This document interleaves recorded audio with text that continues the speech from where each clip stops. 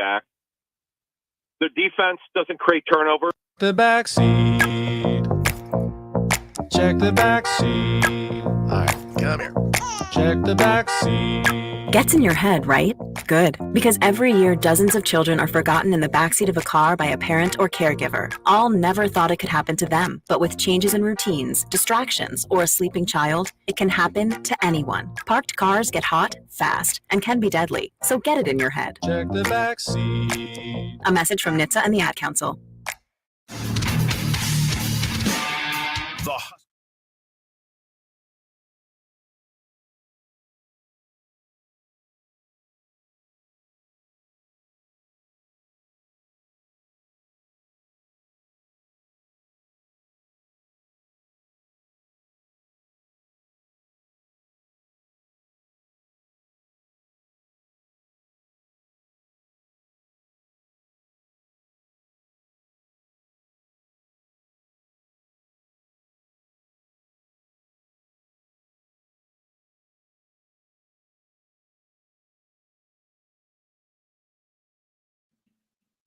All right, welcome in. It's Big Red Overreaction as Nebraska beats Rutgers today, 14-7. 14-7 is your final score. I am Connor Happer. Here is Josh Peterson.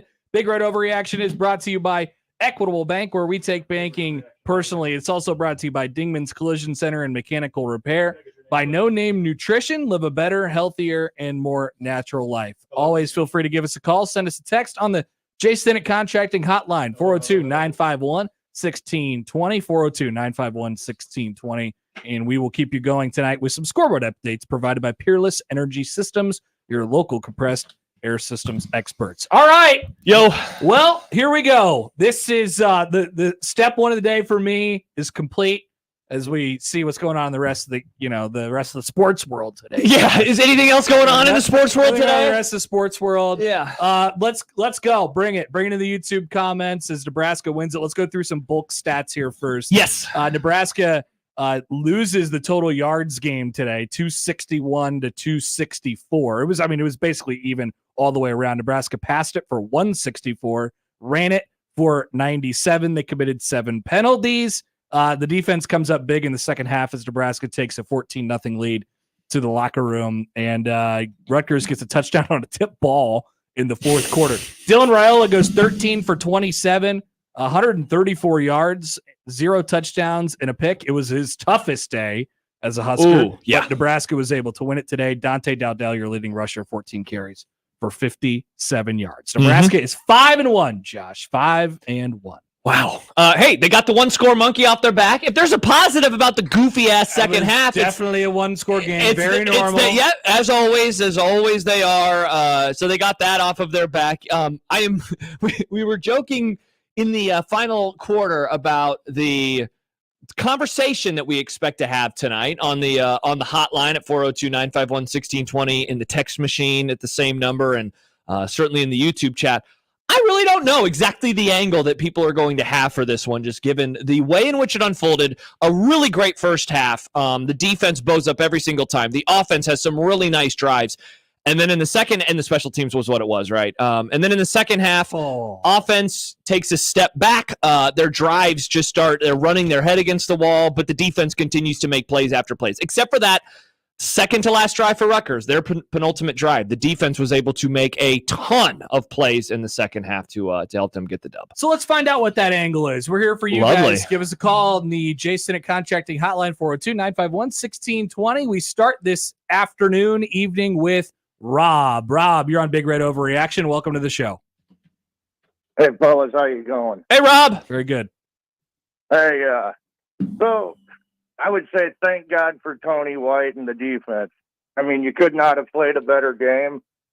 Everything looked good there. Now, I do still have concerns about penalties, and I keep wondering if people are watching the same stuff and seeing the same stuff I am. Raiola is a young kid, and he looked not horrible, but he looked like he was a little bit uncomfortable. Mm-hmm. I don't know how people can understand what Marcus Satterfield is doing with throwing passes straight out to the side. I mean, if you got blockers out there, everything works well with that, but all too often we throw it out there and we go nowhere with it. And worst of all, is anybody tired of Ed Foley? Yes, many Actually, are. I think you might be the only one, Rob. Many are, Rob. Yes. Yeah, it's well, we can't kick a ball. It's football. That's where you put a ball to a foot. And we can't kick a ball doing anything on special teams. But at any rate, I'll hang up. I'll listen to what you guys think, and you guys have yourself a blessed night. Thank you. Have a blessed night, Rob. Thank you, Rob. Appreciate that. So Brian Buschini was actually like probably the best player in this game. The punt at the end of the game. Yeah, I mean, punt at the end of the game. He bailed Nebraska out a couple times. And he was playing through injury, which he suffered on his first punt, right? First punt of the entire game, which is where the block was. It was blocked, and he was on the ground for a while, got back up, and then came back to give Nebraska a few good punts today. Outside, I mean, special teams in totality, disaster again. But Brian Buschini was a bright spot today for Nebraska. I thought so too. Yeah. That was among the better games that he has had, especially given how necessary he was for them to win this game. By the way, for those who are go ahead. just getting in their car, you haven't had a chance to check the scores. We know the Wi-Fi is spottier now at Memorial Stadium. Vanderbilt is one knee taken away from beating the Alabama Crimson Tide. It will be their first ever win over a top 5 team. There are 49 seconds left. There's Alabama fans or players rather are not really happy on the field right now, and they were throwing mouthpieces and stuff, and so there just was a flag. I don't know if it was on that, but Vandy is just about to beat Alabama, and so the number 1 team in the country is going to go down a week after they beat Georgia in that very memorable affair. The issues that Alabama's defense showed in the second half, they showed again today. Vandy's going to win 40-35 in this football game. Lines are open for you guys, 402-951-1620 on the J. Sennett Contracting Hotline. Once again, 402-951-1620. The other point that Rob made was about Dylan Raiola, which I don't know what the end point of that was. He's a kid. He's good sometimes. Was that what he said? He didn't have his best day today. No, this is easily the worst game that he's played so far. And I thought after he got hit, and Josh, you might have to place it for me, when he took the hit and he went down on the ground. I think it was in the third quarter or maybe early fourth. He was early fourth. And I thought, man, he looked like he was pretty shaken up. He was slow to get up. After that, I mean, he was pretty skittish, might be a way, because he had Barney on a first down that probably would have sealed the game. It would have won the game. Just didn't throw it. Yeah, that was sacked, odd. And then they had to punt it back to him. Ended up getting the stop. Yeah, but that could have ended the game. So it wasn't Dylan's best day. No, but Nebraska found out a way, and it was led by their defense. Yeah, it's funny because it was one of those usual games early when he made some just tremendous throws, made some really great throws. There was one where they called targeting, and then they decided not to call targeting. That was a ridiculous throw over the middle. Was that one to Neo or was that to Banks? I can't remember that pass. But yeah, after what happened there, after that play late in the game, I think it was probably their third to last drive, maybe fourth to last drive. He got up very slow. He was laying there, and at first I was like, oh my gosh, did he just get knocked out? He got up, he walked off, and he was kind of, his shoulder was hanging just a little bit. And by the way, it sounds like my mic might be a little hot right now. A lot of people are saying that I'm Jimmy Allen. Turn him down. Indeed it was. Or turn me up. Or turn Happer up. So yeah, after that, he certainly was not himself and not what we have seen from him. And as Andrew says in the YouTube chat, Raiola finally looked like a true freshman in that second half. He definitely did. This will be a main talking point tonight. I want to get this on the text line before we get to our next call. Here's Ryan in Delaware. Oh, nice. He says, this get the lead and sit on the ball thing sucks. That needs to be fixed for sure. Yeah. So this is Rules MO. We're going to hear the press conference here in just a second. Yeah. And you're going to hear him say the same thing. Like basically, what are you mad about? Yeah. What are you mad about? This is how I want to win games. This ugly. This is how we want to do it. Yeah. Now, and so using that Barney play where he was open, he didn't throw it to him as an example. Like I think that's an example of where he's probably told by the coaching staff, hey, look, just whatever you could do here, don't screw it up. Mm-hmm. Don't make a mistake that you're going to regret later. And I do think Nebraska plays with a bit of tenseness when they get a lead and stuff like that. But this is the way Nebraska is approaching it. I don't know if it's a great thing, but you also don't need to be pedal to the metal when you have a 14-0 lead in a game where clearly wind is a factor. Clearly the defenses are really both pretty good. Yeah. And so like, you don't need to be pushing the ball down the field all the time either. There's a happy medium that Nebraska needs to be able to find when they do have leads in these types of games, though, because for a while it felt like, and I tweeted this out during the game, it felt like it was that Iowa game in 2021. Yes. There was bad mistakes everywhere. Nebraska had built I think it was a 20-6 lead in that game, and then met one bad special teams play and it completely flipped on them. Yep. It can happen that fast. So Nebraska needs to find, a place, a medium there where they can get their offense going without just totally stalling the thing out. Duncan, before we go to the phones, 5-1, 5-1, 5-1. Yeah. This is the best record that Nebraska has had after 6 games since 2016, which coincidentally is the last time that they made a bowl game. Hey, back in 2016. no anger on this side of the Nope, table. absolutely not. Absolutely not. And they got a bye week, and Indiana, while they did win by multiple scores, they didn't look as Indiana as they have lately. They kind of reverted to old Indiana, and yet they moved to 6-0. I've been saying it for a few weeks. I think that's going to be a big noon game, man. I think they get ready for Gus and Joel in Bloomington, Indiana, for that game in 2 weeks as Nebraska plays for a bowl berth. 2 weeks to think about it. Oh, We're still waiting on Matt Rule's press conference. I want to let everybody know who's hanging on the phone with us right now. If indeed that pops up during your call, we apologize. We'll go straight to the press conference, though. But before we do that, let's go to Drew on the Jason at Contracting Hotline. Drew, you're on Big Red Overreaction. Hey, Drew, you with us? Drew? All right. Drew next, is canceled. Zach is up next on Big Red Overreaction. Zach? Hey, Hey, Yeah. Zach? Hi, I Zach. mean, the game was not, the way we wanted it to go, but you cannot complain about 5-1. Rayola, he had his struggles, but he's a freshman. He's allowed to have some growing pains, and special teams will be an issue, but 5-1. That's the best we can do right now. All right, Zach. I mean, could ask for 6-0, but 5-1 is the best they can do after that loss. So here's the deal. Yeah. You can actually complain. You can complain. We will allow complaints on the show tonight? Yes, that is allowed. You can Did complain. Peter tell them not to complain when he called? Did he say you're not allowed to complain? Are you whispering secrets to our caller? Don't complain. You actually can complain. You're allowed to.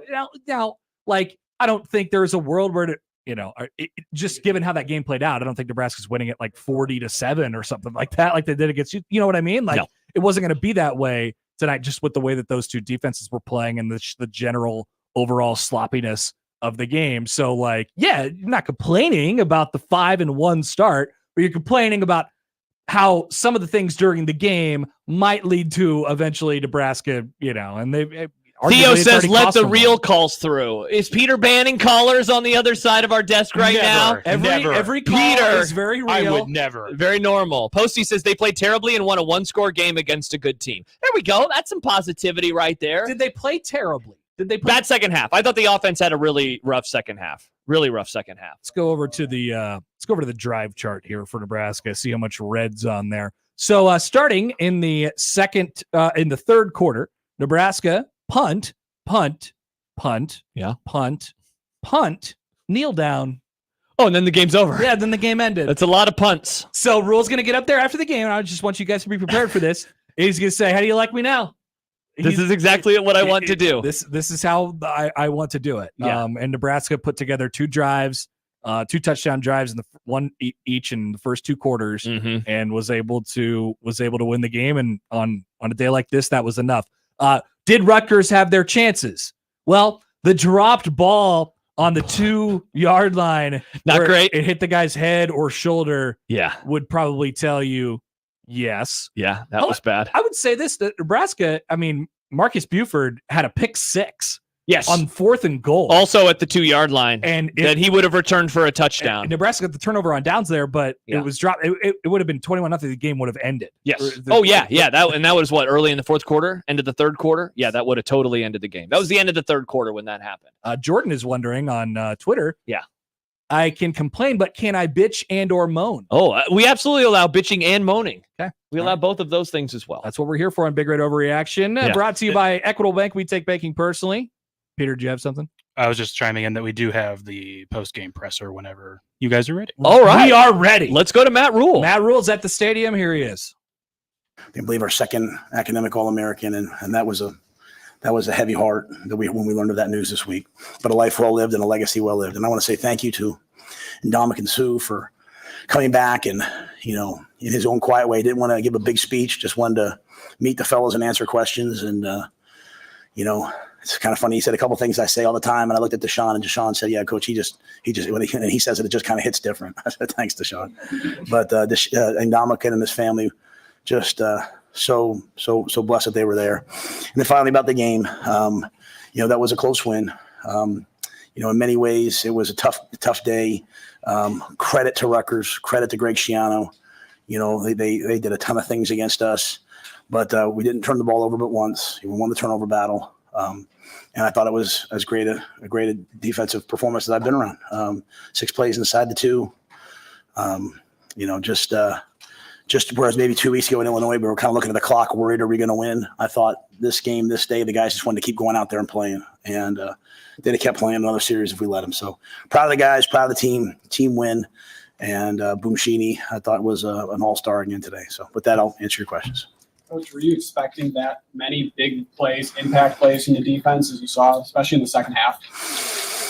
We knew it was going to be a challenge. We talked a lot about the run game, and we knew number 0 was quite a player. Now one of their wideouts, Strong, was down. And we knew Cali McManus, how good of a player he is, because he beat us last year at Minnesota. Same type of game, right? 14-3, whatever it was. He makes the play down the stretch, taking 2 minutes. So it was almost like, what do they call Groundhog Day? It was almost Groundhog Day. He gets the ball back. He's going to go down there and score.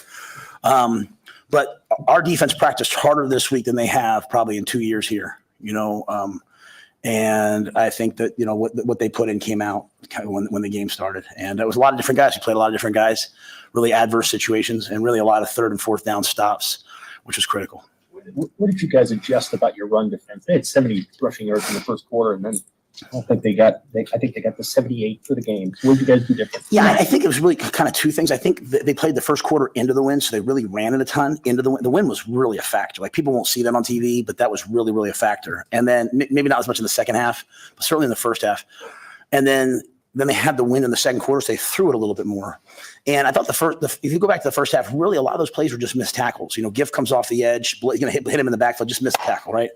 They had one that starts right, comes all the way back, winds back, missed the tackle. So it wasn't like, oh, they've got us on this scheme. We're so grateful to have the iPads now, because you can kind of look at it and be like, it's not a scheme thing. We're just missing tackles. They had the 1 3rd and 22 after the sack, and they checked it down, and he made a guy miss and got it to 4th and 3. So I think it was more that, to be honest with you. And we started playing some man. We played some bigger guys. Like Tony's a 3-3-5 guy, but he was playing some 5 down with 2 jacks today. I was really proud of him. That was like him leaving the family almost, but he did what we needed to do. And we played some 3-man rush, some 3-2 stuff. So he had 3 different personnel groupings out there. And then I thought we won 3rd down and 1 4th down. That was my key for the defense with this game. Was I said the defense had to win 3rd down. Rutgers gets into a lot of 3rd downs. If we won them, we'd get off the field. If they stayed on the field, they would wear us down. And that was, what we were trying to avoid. What did you see from Brian Bushini today? Obviously, he went down with that injury. I mean, were you worried that he was out of the game? Then you call him for a fake punt and probably won the game with that last punt for you guys there. Yeah, I mean, he was great. I mean, obviously he got hit hard, and we knew we were going to call that fake punt, and really almost called it the first time, and then almost called it at the 5-yard line, the one at the 5 when they blocked it. They were bringing 10 guys, and there was no one covering them. And then finally we called it the 3rd time. But I just, Brian, what we thought was the unsung hero last week, and I say he's the unsung hero this week. And he did a great job on the last one. We were asking him the 1-step punt versus the all-out max block, and he saw them drop out, and so he slowed down. He took 3 steps, and he just boomed that kick. And we took the ball today, wanting to have the wind in the 4th quarter and make them go into the wind in the 4th quarter. That's why we took the ball. And I thought that ball got up in the wind, and it spiraled and spiraled and spiraled around. I mean, had that young man try to catch it, it might have, it would have been a tough catch. I'll just say that. So, I'm really proud of Brian. He showed kind of showed the heart of a lion out there. Did he almost have to? I mean, it looked like he was hurt fairly bad after the first block. Did he? How close was he to? You were warming up Camden Cook. Like, how close was Brian to coming out? Yeah, I got out there and he wasn't moving, so I was concerned, obviously. And he was like, "I'm going to be okay. I'm going to be okay. It's just I forget it was my back hip." And got to the side, and I said, "Hey, can you just throw the fake punt for me?" And he was like, "Yes, I can throw the fake punt." And then we had Johnny Hall kick off, and I said, well, can you throw it into the wind? Just, and he was like, yeah, I can throw it in the wind. So he was just locked in. I think he's the guy who's burned the boats in his brain. He's going to do whatever it takes. And medically, he was fine. It just, I think he just took a big hit and was hurt, just felt it. At the goal line stand, they had 6 cracks after that block punt. How impressive was that, and how important was that to the grand scheme of the game? Yeah, I think the thing that our guys are learning is when you have some adversity, it's an opportunity for you to rise up and do something special. I think we're getting past the point of wanting things to be easy, hoping the other team doesn't play well, and just wanting to go out and play well ourselves. And so that's the message in this building. Hey, don't want it to be easy. Go out there and play. And I thought they took the field. They wanted to get out there. We took the PI, and they played hard. I mean, Tony had a little twist stunt. He ran twice, and Nash came around one. I forget. I don't want to not give credit to somebody, but they made big hits and kind of knocked it out of there, and then just defended the 4th down play. So I mean, just some really great stuff. And it was a tough day in the second half on offense, right, and really on 3rd down. But we did come out and hit that ball to Jay Lloyd, which kind of opened the field up a little bit, and so then we were able to at least, kind of get out of there. And I might have the drives messed up, so you have to forgive me if things go fast for me in the game. But I thought the defense, they didn't really care what happened today. They were just going to keep playing. What lessons do you think Dylan can take out of the day-to-day when they were coming after him and he had some moments he threw like that? I think this is all part of the continuum of learning and growing. And I think you go back and you just say to yourself, what was it? What bothered me? But at the end of the day, let's make sure, at least for me, I have to make sure, we weren't high flying today on offense. We weren't scoring. We scored 14 in the first half, which was good because they've had a lead pretty much every game, right? The whole key against a team like this is you got to get the lead and make them not play. Had they been up 14-0, we would have seen 70 runs, right? And so we did get the lead, and so that's what we needed from the offense. But the key is that we didn't, we protected the ball. We had the 1 interception on the RPO, but after that, even as he's taking those sacks, he's at least protecting the football and we're punting the ball away. So, every week, last week it was the field goal, this week it was the punt, this week it was a couple sacks. There's a lot of things we have to improve upon in all areas. Kind of as we fix one thing, something else pops up. But, that was a day for the offense, as I said, to them just in there just now. They were having to draw new things up. And Greg Schiano is one of the greatest defensive coaches that there is. And he had stuff out there that was really confusing. He had Mike linebackers playing D-line and guys were trying to figure it out. So we'll get better from it. With the offense, you had several, 3rd down, 4th down, short yardage tries, brought in extra linemen, Liebentritt. I mean, just what did you like about those looks and the way the guys executed? Yeah, well, we know Micah's a big, powerful guy. He's been practicing with us. And so we were going to take some, we were here to win today. It was 4th and 1 on our own 30, whatever it was on the first drive. We ran power. We ran 4th and 1 on the goal line. We thought it'd be a good matchup for us, him knocking the edge back. We really like Barrett Liebentritt. I think he's a guy that's getting better and better and better for us. Even the one backed up, we hit that run. I think the big, today was a day of we run the fake punt, and this is not negative. It's just we run the fake punt and they just tackle us, and it's like, oh, geez, man, the returner got us. Or we hit that power and the safety comes across and gets us late.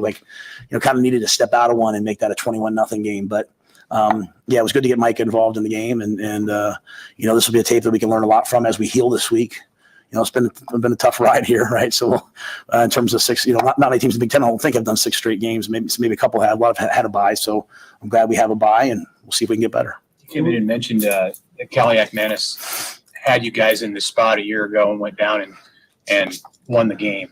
Was that in any way on your mind when you were out there, or was it just something that came in when you stepped up to the podium? No. Well, I mean, at the end of the day, we knew that as I try to orchestrate how the game could go, I always talk about how I wanted to go, and then, hey, the things that could happen. And one of the things for me was hey, if it turns into a throw game, how are we going to play it, right? And they've shown excellent protection. They double chip both edges and they try to protect. And we played a lot of man early, and then late in the game, as we had the lead, we went to a little bit more zone after they hit those 2 deep balls in the 3rd to last drive. But no, when I'm out there, I'm just my mind's just thinking. But I just know he's a good player, and so when you played against someone, you've seen what they can do. But I was happy that the field worked out where they were throwing into the wind, and I thought our pass rush really showed up. It was warm there early on. This is the first season you guys have switched sidelines. Did you feel the advantage of being in the shade for the first half? Yeah, well, I don't. I mean, I think if I'd have sat on the other side, I might have felt worse. I don't know that I noticed. Other than it never felt super hot to me. I mean, I think I was more taken with the wind. I don't know if I've ever been a part of a day that's 95 and that windy, especially early on, and then gusting, and so even in pregame, the balls were kind of flying around a little bit. You remember now? I think they missed a field goal earlier, correct? Right? Am I right on that? Right. So just thought the wind would be a big deal today. It was unique in that the wind came out of the south. It was going south to north in pregame, and then when we came out for the kick, it was going north to south. And Dr. Elza does a great job. She talks, and they told us it was going to flip as the day went on. And so they actually gave us the win for the first quarter. And so I thought we did a good job early on in the game. It was just a lot of different factors out there, but it wasn't too hot for us. And again, we played a lot of guys knowing that we wanted to be fresh in the fourth. What kind of value is it to win one score game? I know last week was a very close game, but this is a one score game to prove to your guys that they can do this. Yeah, I don't even think, respectfully, I don't even think it's even like, hey, you can do this. I think it's more like, how do you do this? And how do you do it is you don't start looking at the scoreboard and the clock hoping that it runs down. You play. I'm like, just go play. And so even at the end, like, they got that first down on fourth down, and like you didn't see our group look dejected. You didn't see them. The defense just lined back up and played again. And Bushini you need some guys to make some plays, right? Bushini makes that punt. Like that punt's amazing in that condition. So I think it's just the how. The how is getting to those moments and having your heart rate not rise up, just continuing to play, and just trying to make one more play than they make. Are you surprised they didn't go after that last punt of yours? And they just let him punt? I don't know. Yeah, I mean, I think the thought was, hey, we're one stepping it. Hey, let's go ahead and get it. Let's get it out and then return it. But I'm glad they didn't. I didn't know. That was my concern, was them blocking it. Again, and it's all a simple thing. It's some veteran guys. A guy. They're bringing one more than we can block, right? And so they're not covering anybody. They're coming after you. And so if I could go back, man, I'd have called that punt fake earlier. Because it would have. You sit there, you're sitting there all week and you're saying to yourself, man, I bet you they change. I bet you they're not going to do it this week. I bet you they change. And so when you get out there and see it, you're like, oh, okay. And then I should have done it on the 5-yard line. So, but I think doing it, even though no points came out of it, I thought the guys on the sideline were energized. Like, hey, coach is with us. Coach Foley's with us. Ed designed it. When I say I called it, like Ed wants to call it every time. It's just me being like, all right, as the game manager, okay, let's do it, Ed. So it was a big time call and it worked out. It flipped the field. And maybe that slowed them down later on in that last drive. What kind of boost did James Williams give you? I'm sorry? James Williams, what kind of boost did he give you? I mean, he's making plays. Talk about guys making plays. There's a guy right there. I think James is a guy that's practicing. He's trying to get better. He's doing really well in school. He's growing in every facet of his life. I'm very proud of him. And, he practices really hard. And as a result, he plays really hard. This was a week that we did a lot of stuff with big people. So there was reps this week where him and Kai and those guys were going over the scout team and giving the offense a look. No agenda, no egos, just trying to get better at the craft. And then, again, because we took the ball early and because we were able to get a little bit of a lead, now you're able to pass rush at the end of the game, and it kind of changed everything. All right, so that's Matt Rule at his press conference following Nebraska's 14-7 win over Rutgers. Nebraska is 5-1. Big Red Overreaction with Connor Happer and Josh Peterson, brought to you by Equitable Bank. We take banking personally. Also brought to you by Dingman's Collision Center and Mechanical Repair, and by No Name Nutrition. Live a better, healthier, more natural life. Vince, Chris, and Brian, hang on the Jason and Contracting Hotline, and we'd like you to join them. Call us at 402-951-1620. We'll be back on Big Red Overreaction next on 1620 The Zone and 1019 The Keg.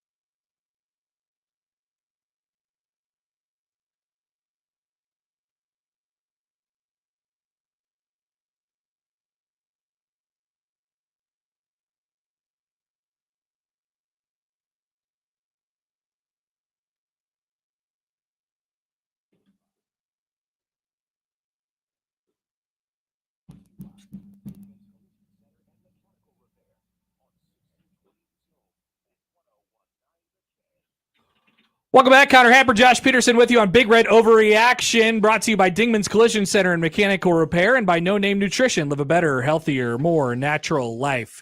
Tony White's defense gets a game ball today, or maybe Tony White himself, because, well, Josh has got a stat on Kyle Monungai that we're about to uncork here because you guys saw it during the game, and it certainly played itself out. Nebraska changed some things up. You heard Matt Rule mention it in his postgame press conference. They changed up defensive fronts. They had 3 separate personnel groupings that they were throwing at him, and it seemed like after Nebraska started switching it up on him and maybe bottling up Monungai just a little bit, and Rule said, hey, they were just missing a couple tackles. We got them. We're missing a couple tackles. They adjusted, and then Rutgers went away from the run game a little bit. Yeah, and everyone got a little confused. Nebraska made them do it. They dangled the carrot out in front of them and said, "Made you do it." So made you look. Yeah, they made really you look did. at the past plays in your playbook. Tony White gets a game ball, I think. Yeah, Monungai, he rushed for 64 yards on 8 carries in the first quarter alone. By the time then that we noticed, like, oh wow, he has not really rushed a whole lot since then. He had 7 carries for 2 more yards. So at that moment in time, he had 15 rushes for 66. He finished with 19 for 78. So he began the game essentially rushing for 8 yards a tote. After that, he had 11 carries for only 14 more yards. He finished with 4.1 yards per carry. How about that? How about that indeed? To the Jason at Contracting Hotline, let's skip ahead here to Chris, who's next up on Big Red Overreaction. Chris, you're on the show. What's up? Chris is not on Chris the show. is gone. Unless you want to listen to that beep all night long. Hey, maybe that would be a good take. Here's Brian. Brian, you're on Big Red Over. Brian. Wonder if that coworker of ours is listening and he's going to tell us some things. Send some emails. Vince sent us a text. Vince was first in line. What did Vince say? And he said, "Hey, this is Vince in Napa. I lost my connection, but I'm going to try and call back." So we're probably going to get the lineup of the same 3 callers. Okay, perfect. That just came down. Perfect. So let's go. Let's start over at the beginning. All right. And here we go to Wine Country. Here is Vince. Vince, you're on Big Red Overreaction. Hey, good evening, fellas. How are you? Hey, good man. How are you? Sorry about our phones, Vince. Hey, garbage. Hey, garbage happens, But you know what? Hey, I keep on running for yards after contact. Nice. So that's why I kept trying back. But thanks for taking my call as always. But as for today, I think the last couple of weeks in general, especially after that Illinois game, we've seen the defense regain their chops. And I'll tell you what crossed my mind at the end of this game when the final horn hit is that this game in a lot of ways reminded me of the 2009 game against Oklahoma that we won and that we won 10-3 in Bo Pelini's second year. And the reason I say that is because, Rutgers was constantly on our side of the 50 and a few times in the red zone, but we just kept turning them back. To compare it to another sport, that's like a baseball pitcher having runners in scoring position with less than 2 outs in every single inning. If what I'm saying makes any sense. Now, for sure. Now the special teams is just, it's kind of what it is. I'm kind of at a loss as for what keeps coming out of it there. But I guess if I'm going to point out a net positive, I got to point out that the fact that we snuffed out that fake field goal early in the game. And then of course the whole stadium snuffed that one out. They snuffed it. All right. Right. Well, I did from my couch actually as well, but, and also Buschini executing that fake punt. And I'll tell you, if anybody deserves a game ball, it's Brian Buschini. He got blown up early in the game and he just really kept gutting it out, especially that last punt, but offensively, we talk about overcoming things. And I keep saying this, but we're also, since we've done so little winning the last 7 years, I think this group of guys is still learning how to win. And I think it was great that we were able to overcome really the first true freshman moment by Dylan Raiola, because he's been obviously as great as advertised. And then in the second half, we didn't have him at his usual self. So today was kind of literally the definition of playing left-handed. And I know that everybody, wants the perfectly played game or even the B game. But, the bottom line is this: we're 5-1. And we got a bye week coming up. We got a lot of things to address, but it's a lot easier to address it when you're 5-1 as opposed to when we were. And I don't know what your take on the matter is this, but I came into this week against Rutgers, and I would even say the same for Indiana. I take nothing away from them. They're undefeated for a reason. Well, Rutgers obviously isn't anymore. So I'm not taking anything whatsoever away from them, but I just kind of felt that Rutgers, and I would say this for Indiana, at some point they're due for a regression to the mean. And again, they're unbeaten for a reason, but in what world are they going undefeated? And we showed that today. But in the meantime, fellas, we got a bye week coming up. You attack everything you need to fix during the bye week. And then 2 weeks from now, when we go into Bloomington, Indiana, to take on those mighty Indiana Hoosiers, you know what you do? You go in there and you open up a can of kick-ass that they never seen before. You either feel pressure or you apply pressure. And it's time to open up a can of kick-ass for 60 minutes and fight with bloody knuckles. Let's go! All right. Thank you, There he Vince. goes. Thank you, Vince. Good to hear from you, Vince. Appreciate it as always. They'll have to attack getting healthy for the next 2 weeks, as Rule said in the postgame. Indeed. Some comments coming in. First of all, Bruce says, at any point during the second half did Connor yell, "I respect that"? No. Not one time. I was yelling some things, though. Oh, yeah. Lots of guttural noises. Chris in Montana texts in, I hate on Satterfield quite often, and rightfully so. But that play call to Bonner was a well-designed and executed perfectly. That should have made the run the ball guy lose his mind a little bit. It was basically like a wing back, like a counter. If you grew up in Nebraska, you ran an offense that had two wing backs. Yeah, basically, and that's the 3-back, right? That's the guy that's on the corner, and he comes straight across. It's basically like a 36 counter. That's what they did. And it scored a touchdown for Nebraska in the year 2024. Yeah, people were mad about that weird play call last week that resulted in them gaining 4 yards and setting up the touchdown out the goal line. And then they did it again this week, and it resulted in a touchdown. Take that, haters. How about that? Haters and losers. By the way, Arkansas just got a 4th and 1 first down, I think. Looks like they marked him a little short. They're up right now on the 4th-ranked Tennessee Volunteers. We're calling the Hogs tonight. He was down. Bro, what are you doing? We're calling the Hogs tonight. Yeah, by the what are way, you once again, as you mentioned before, Alabama has already lost today to Vanderbilt of all. Imagine losing to Vanderbilt. The basketball school? Vanderbilt, the academic institution. The baseball school? Back to the phones on the J. Sinnott Contracting Hotline. Here is Richard. Richard, you're on Big Red Overreaction. Yes, sir. I don't know if I can follow the emotions as the last caller, but do you, Richard? Do you? Yeah, my name's Richard. I was born and raised here in Nebraska City. I was in the Air Force for 21.5 years. Thank you for your service. Thank you. I was still concerned last week about a caller named Barry.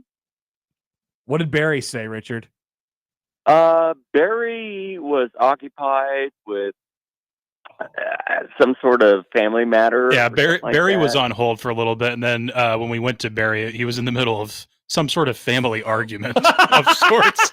Yeah, something had Barry's attention that wasn't calling into the show. Sorry. Yeah, I just hope he's okay. I hope so too, for the record. So as far as me, I suffer from PTSD a lot. Afghanistan, Iraq, and all those things. And I wanted to go to the game today, but with the crowd size and all that. If you guys were at the game, can you just please describe the atmosphere for me? Richard, we weren't there. I mean, we were here. We were here, but it sounded great on TV. Sounded loud. They got some penalties. You for, noticed the Rutgers. same, I'm sure. Yeah. Yeah, you know what? I know the last caller and Coach Rule said a win is a win. Yeah. Don't apologize for wins. Yep. I don't care what the score was. We won. Exactly, Richard. And I haven't been this excited. I lived in southern Georgia for 11 years, so I've been drinking that Kool-Aid. Thank God Auburn lost. Nice. Or Alabama lost. Yeah, Georgia lost last week, so that makes me a little bit happy. Richard, have a great night, my friend. Yeah, thank you, Richard. Yep, y'all take care. Thank you. Okay. The atmosphere did seem pretty good. I mean, it definitely caused some penalties. Multiple penalties. Some difficulty hearing. Yeah, in there. I'll talk to my parents about it. I'm going over there tomorrow, so I'll have to get their takes. By the way, they're probably in their car. Shout out to my dad who texted the group chat, our family group chat, an hour before the fake punt. He said, we are down by concessions out of the sun and watching over on the practice field, and they are working on a fake punt where Brian Buschini gets the snap and throws it towards the right. Stay tuned. You heard it here first. Hashtag GBR. And you did hear it there first. Yeah, my dad literally called it an hour before it happened. This is like when Jack Mitchell in college knew somebody who knew Mike Stunts and told them about the play that they were going to run against Oklahoma, and he knew about it all week long. So how about that? Nebraska's practice field, which they have easy access to because of their brand new facility. Yeah. Right there. Thank you, Bill Moose, for making that fake punt thank happen. you, Bill. Bill Moose and What a Scott guy. Frost. It's appreciated. One more call before we take a break here. Here is Andy on the J Senate Contracting Hotline. Hey, Andy, you're on Big Red Overreaction. Hey, boys. How we doing tonight? Doing good, Andy. Hey, I just want to address my friend Richard down in Georgia. That atmosphere today was nothing like anything else. You got to get up here, brother. Yeah, exactly. Tell him. You tell him, Andy. Hey, we're on the way back home to the big city, Omaha, on Highway 6. You know that's tradition. You're taking Highway 6? And, What's the traffic like out there? Oh, it's nobody out here. Wow. Just old happy Husker fans on the way home. Hell yeah. It's there. It's dark and it's a 2-lane highway. Watch out. Honk for the Huskers. Yeah, yeah. Honk for us. You guys over in Omaha too? Oh yeah, Yep. we're right here. Right Yeah, now, we are indeed.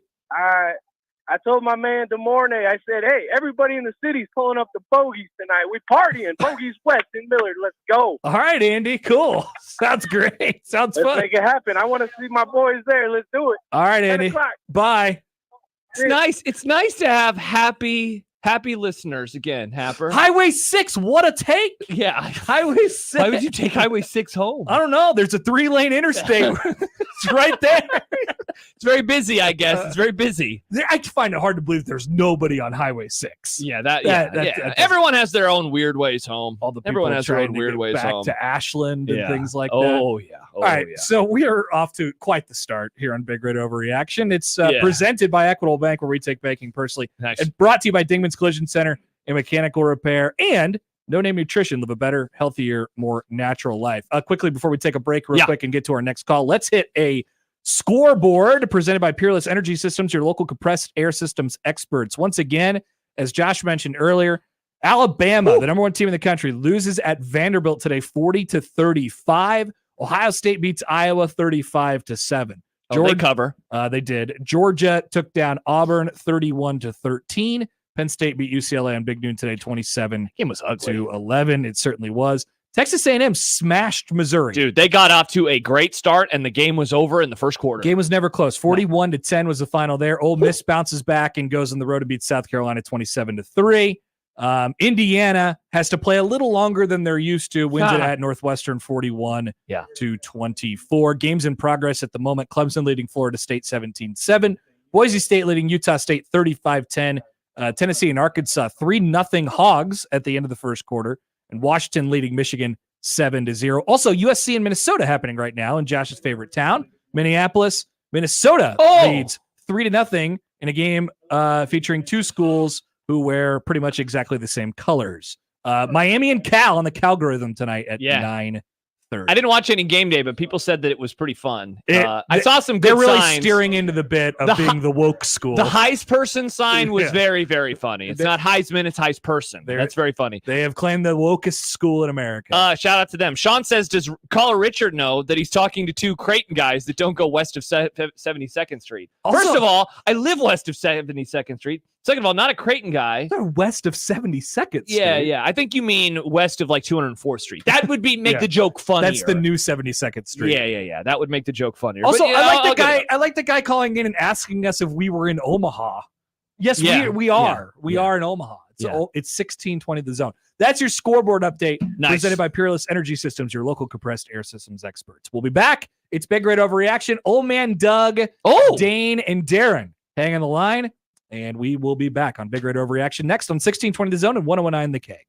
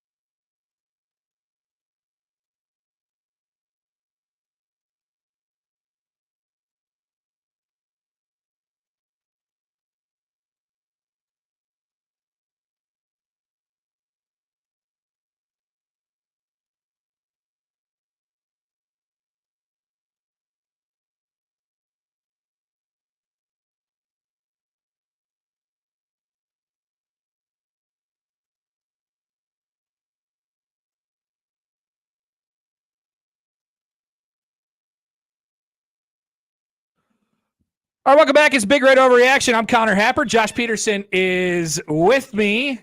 Big Red Overreaction after Nebraska wins 14-7 over Rutgers tonight is presented by Equitable Bank, where we take banking personally.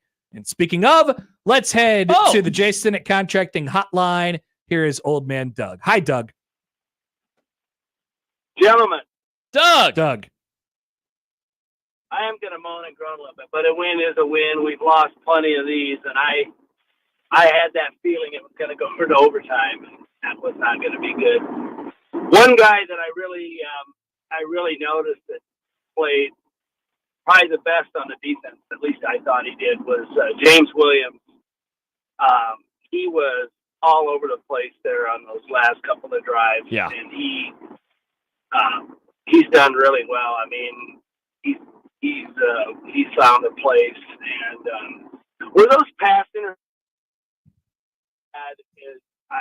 When you're in a stadium, sometimes you don't get to see it, but we won the game. I thought the officiating was horrendous. Again, I don't understand it. The first one, the guy looked like he was blocking our guy, and then he just basically fell down. I thought it was offensive pass interference, and it was in the corner of the end zone. I can't see that southwest corner there, and then I thought the targeting, that was definitely the receivers in a defenseless position, and I just didn't think we had anything to go. We still won the game, which is great, and the play calling, actually, I thought Rutgers' play calling was horrible too, because they were running all over us for a while, and they just went away from it. And either they did that or Nebraska adjusted. I'm hoping it's the latter.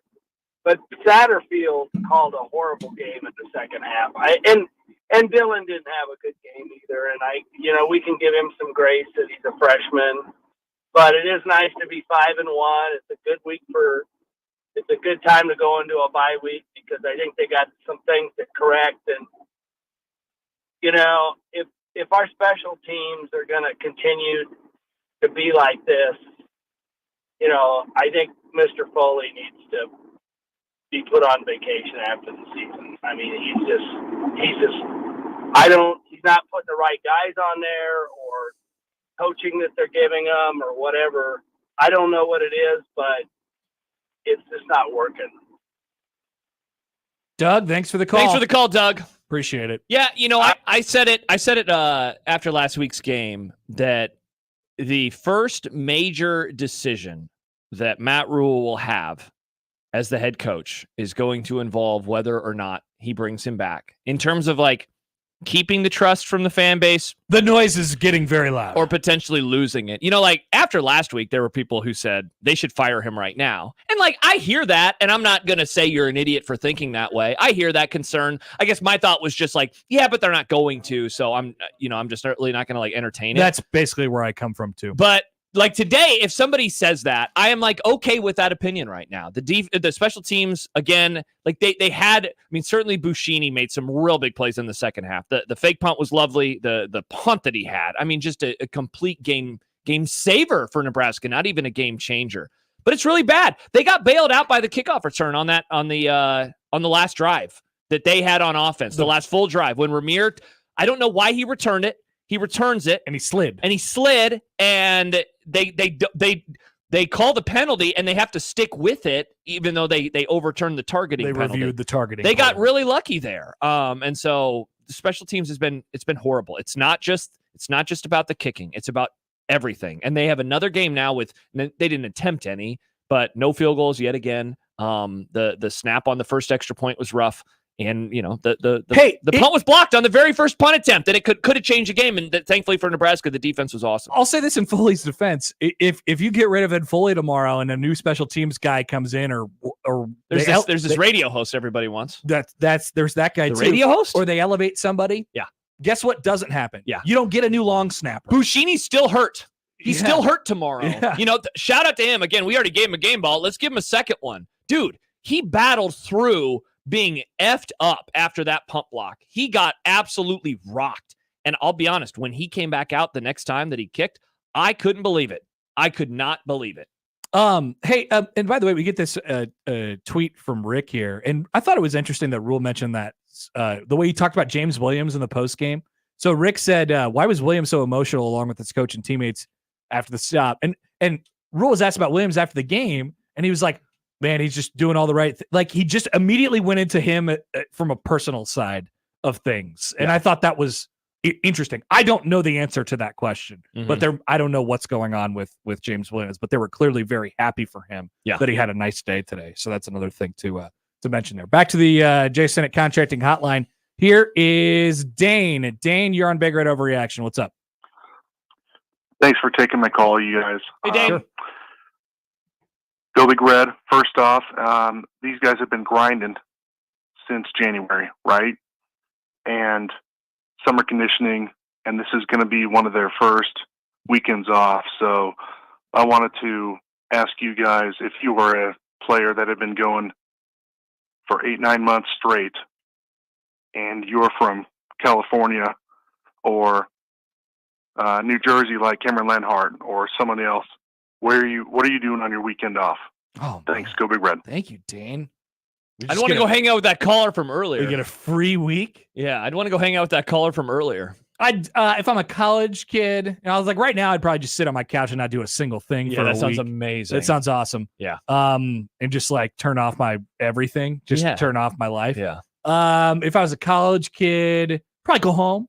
Yeah, if you can. I mean, they still have school, though. Yeah, these guys are college football players. Like, they don't really they're not really afforded the opportunity. Like, hey, just take a week off. Yeah. You know? I don't believe that that it is fall break coming up. The week off is in the sense of they get to put less mileage on their bodies and have less of the car crashes that they have on Saturday. Yeah, and again, afternoons. given the hit that Dylan Raiola took late in that game, I'm looking forward to reading some quotes from him tomorrow just to hear like what he saw in this one, because it was certainly the worst performance that he has had so far as a Husker. And so like him getting a week off will probably be a good thing too. And Rule mentioned something in the post game, and he said that this previous week leading up to this game tonight was the hardest, something along the lines of the hardest they've practiced in 2 years here. Like he felt that edge from the defense.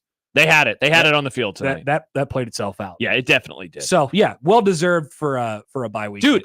So they go in now, and I don't want to say like all they got to do is win one game in their final 6 games, because that is not the goal. But man, this one we've talked about it all week long. How different 5-1 versus 4-2 is. Oh boy, this is a freaking game changer, because they're going to go on the road and they're going to be underdogs, right? This will be the first game that they're dogs all year long. I'm not certain of that, but I think probably. I think they're going to be underdogs, and I think it'll probably be around a field goal. Yeah. I think it's going to be Indiana -3. And so, like, they're going to get to play that card now for the first time all year. And, like, Indiana has been spectacular this season, but this is going to be the first time in 2024 where no, you're good. Where Indiana is going to have like a moment, because this is probably going to be a nationally televised game. It's going to be their biggest home game of the year. And what's funny about them, man, is that they have their big games after Nebraska, if you don't consider Nebraska yet a big game. And so like it's going to end up being an awesome spot for the Huskers. Nebraska's going into that spot. I mean, we looked at this game before the season, and everyone was thinking, hey, look, they might be trying to go for 7-0, whatever. Yep. Well, Nebraska is in a position in 2 weeks. They both have buys next week, Nebraska and Indiana, where they get to be the spoiler. They can play spoiler.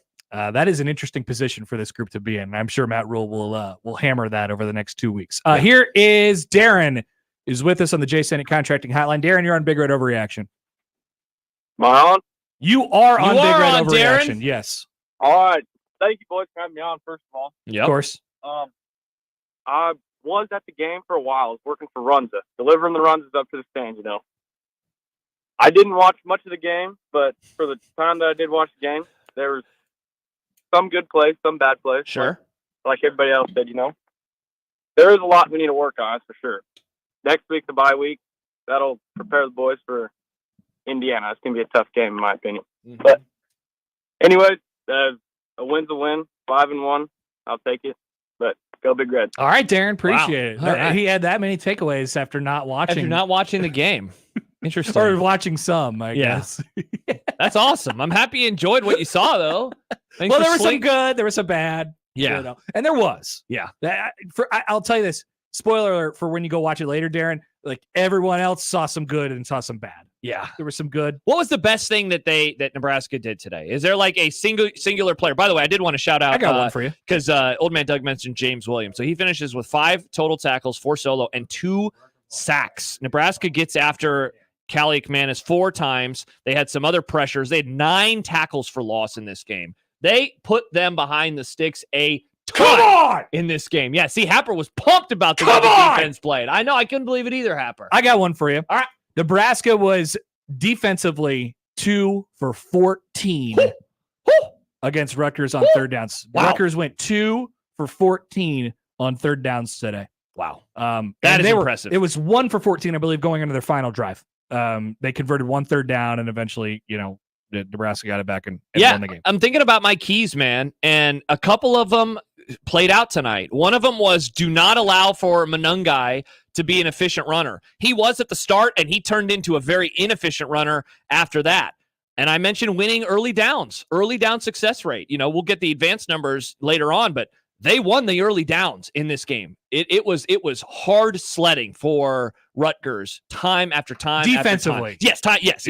Offensively, I don't think Nebraska won the early downs. No, they did not win the early downs there. They definitely did not win the early downs in the early. Although I think it had a pretty good start. Well, once again, Nebraska put together man. 2 touchdown drives. Yes.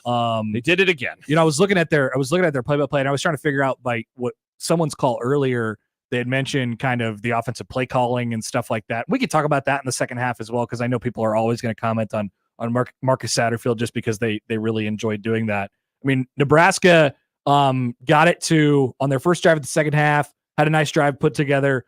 Well, no, they ended up punting that one from their own territory. So the second drive, they were backed up on their own too. What are you supposed to do in a situation like that? Like there wasn't that many opportunities, and I think if Nebraska's got a 2 touchdown lead and they got their defense, they are going to say, hey, look, better safe than sorry here a lot of the times. Yeah. And, it worked. They got the win, right? Everybody says it. They're 5-1. Yeah. I don't care how it looks, except when I do. Except for when you do. But yeah, they got the dub tonight. It's Big Red Overreaction. It is brought to you by Dingman's Collision Center and Mechanical Repair, and by No Name Nutrition. Live a better, healthier, more natural life. We'll have Alan, James, Laverne coming up next. Get in on the action on the J. Sennett Contracting Hotline. 402-951-1620. Nebraska wins it 14-7 this evening. Come hang out with us. It's Big Red Overreaction on 1620 The Zone and 1019 The Keg.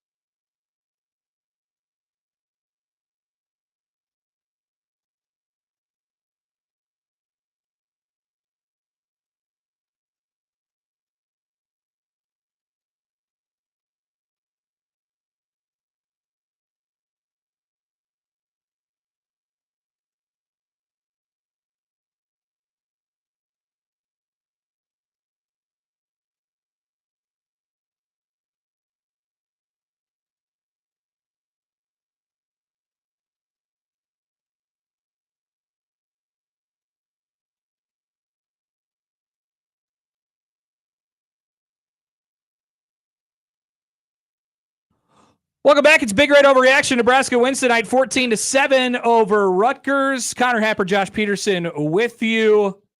Big Red Overreaction is presented by Equitable Bank, where we take banking personally. Also brought to you by Dingman's Collision Center and Mechanical Repair, and by No Name Nutrition. Live a better, healthier, more natural life. Before we get to some calls, got some tweets to read. Tweets. Peter begins with, you thank the military guy for his service, but not the guy that delivered Runzas. Hashtag disrespect. Yeah, sorry.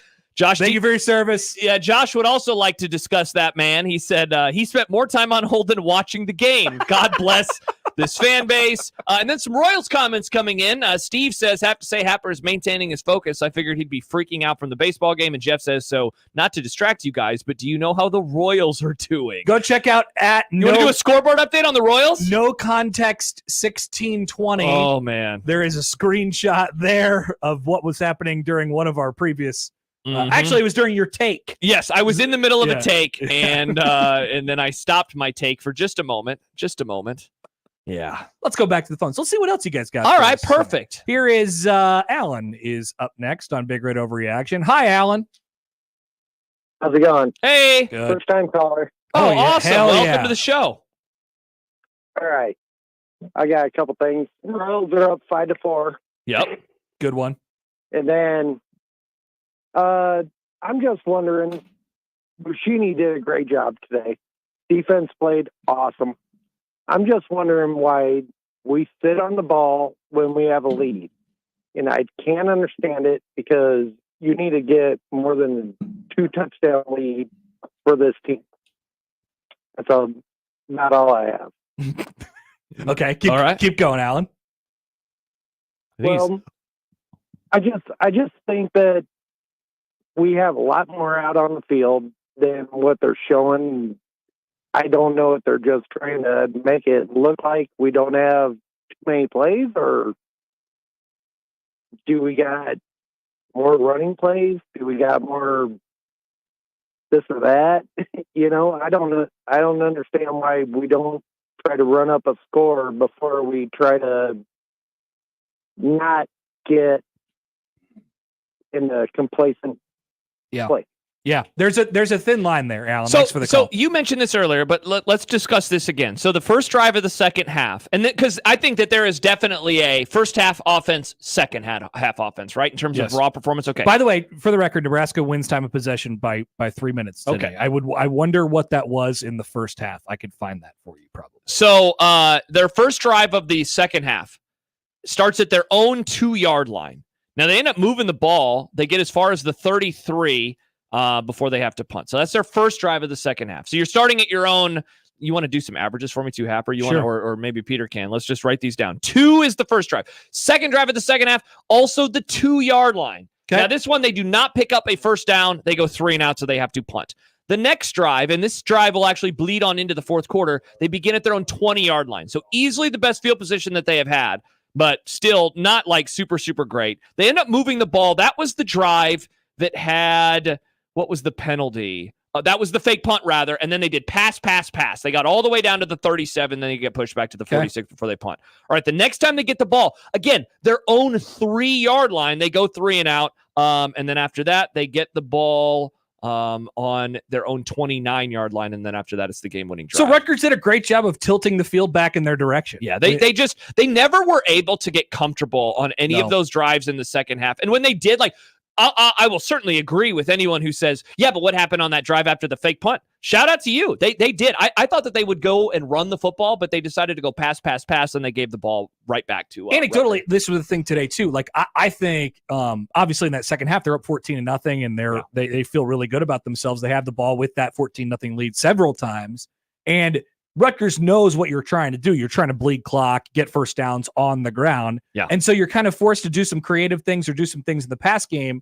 And the pass game just wasn't really working today. No. It was not. Dylan Raiola was sub 50%. 13 to 27, I believe. Horrible. 13 to 27 through a bad pick. Yes. Worst pick of his entire career so far. Hopefully the worst pick ever. Yeah. That he'll ever throw. And, here's a play we haven't mentioned, but one, not even a single time. That screen pass was awesome. The way in which it was fake, and then he did a little sidearm delivery to Ramir, I to believe. Ramir Johnson. Yes. That was one of the plays of the day in terms Nebraska- of design and execution. They had one where they were trying to get a pass interference down the far sideline to Nair, and it wasn't a pass. You talking about the one late in the game? Yes, it was later in the game, and Nair slowed up. This is the complaint on Isaiah Nair. Yeah, sometimes he just doesn't run the route completely. Like you have, like, I know you want a penalty, and I know you're trying to sell that there was a penalty committed against you, but you got to run the route, because if he does, it's a touchdown. Yeah. Like he's got some room against the defender that was on him. So there's just some of that stuff that's baked in the cake. Also, the wind. I mean, the wind was a factor. Yeah, they honestly today. threw the ball more early on in the game than I was expecting them to. So it just, like, a whole bunch of those things got put into one, and Nebraska was able to lean on its defense. One more comment before we go to the phones. Patrick says, "Who is running back one?" And it's funny, as a member, as a still member of the proud Emmett Johnson Hive, I said, give him the ball. Let's see what happens. 14 carries, 33 yards. He had a long of 9. Dowdell, 14 for 57. I mean, certainly we would say that Dowdell is the most consistent back, because those are his numbers pretty much every single week. You have a top 2. Yeah. And I do like what they had been doing before, even though it's sort of annoying, I think, to people sometimes, where they let Dowdell come in at the start of the game, and he kind of runs into people for a while. Yep. And then Emmett Johnson is the closer. He's the guy that you could put in the game in the 9th inning. Yep. Baseball. Maybe another team will find one of those guys tonight, or have to. Find Interesting. By the way, Ramir, 8 total touches, 74 total yards. He had 34 yards rushing on almost 7 yards a carry. He had 3 catches for 40 yards. So he certainly had his, I would say, one of his most complete games of the season. But he always does that, man. He is a really good player out of the backfield. He was second on the team in raw yards. Oh, how about shout out Jalen Lloyd? First game in his career with 2 catches. He always has 1. Wow. He had 2 catches for 44 yards. Yeah, it was a weird that? Stu Manji stat. Yeah. So there you go. Let's go back to the phones on the J. Senate Contracting Hotline. Here is James. James, you're on Big Red Overreaction. What's up? Hey, James. James. I know he's there. I can hear it. I can hear something. I can hear it. James, you got. Hello? There you are. What's up, James? I almost cut you off, James. Oh, thanks for taking my call. Yeah, man. Hey, so I don't want to be late to the party, because I know we've already discussed the special teams and stuff. But the difference between being good, which on offense and defense, I feel like we're getting there. But if you want to be elite, you've got to have special teams. And how long do we hang on to Foley? We've got the best, probably the best special teams coach living in our state. Bring back Bill Bush, because he turned it around during his time for Frost. I think he could do it for Rule, and it would make us elite. Sorry, I'm a breaker. Hash hole. All right. Thank you, James. All right. I think he sounds like he listens to his radio show. Oh, okay. Listens to because that person does a radio show. Yeah. Oh, is that what the breaker? Is it? Yeah. I don't know what the other last part was. Yeah, I've never heard of that. I'm not up on that one. When he said we have the best, I was like, where are we going? Where is this going? Where is this going? Yeah. So people really want that guy. The radio host, they want that guy to be the. They could have done that like 4 times already. Yeah. Especially at the beginning when he was. I mean, it just doesn't feel like it's in the stars there. I don't feel like they're going to make a move on Foley. I don't think that's coming. I'm like you, Josh. I'm not even really allowing myself to go down that road, whether of like arguing with myself on whether he should be fired or not. Yeah. Just because I know that they're not going to do it. He's going to stand by his guy. AI DJ writes, hear me out. Brian Buschini, Bill Bush. Just saying. What is that supposed to mean? Brian Bush-ini. Hard to argue with spelling when you look at it that way. Hey, I like that new thing today that they were doing too, in honor of Sue being back. They were booing. Yeah, Buschini. Very nice. That was cool. I just thought they were booing the horrible special teams. Oh no, they were.